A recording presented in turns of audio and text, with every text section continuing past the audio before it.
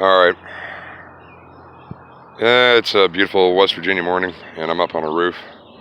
And if you can see behind me, right over my shoulder, there's a little dip in the roof.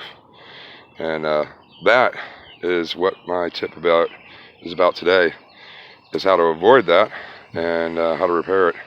So how to avoid it is when you put your ridge vent on, make sure you don't do this. That is a bare screw with no rubber washer. And so I'm sure, one of you guys is going to comment and say, I do that all the time. I don't use the rubber washers, and I don't cover it with roof cement, and it's been fine all my life, and I never had a leak. Okay, you know what? You're probably right, because there's a whole lot of ridge vent here behind me, all the way down the roof. And not a lot of it's leaked, but one spot it did. All right, one spot right there, it leaked bad enough that it warped the board and rotted the board. So, yeah.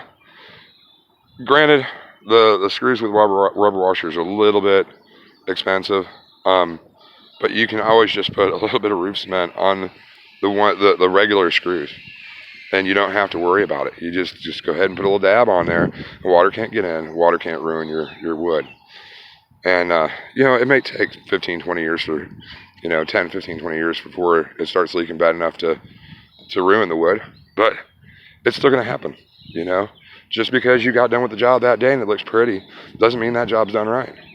So make sure, if you're going to do it, if you're going to be a DIY, do-it-yourselfer, that you go ahead and, cover, you either use screws with the rubber washer, or go ahead and cover them with roof cement, so that way they don't leak out a little bit every time it rains, and continue to work on that wood.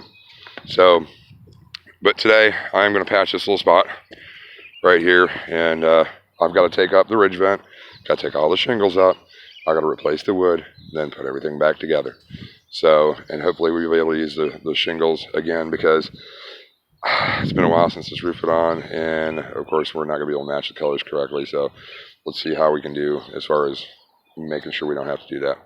But that was your tip for today. Use rubber washers or roof cement to make sure the screws in your ridge vent don't leak.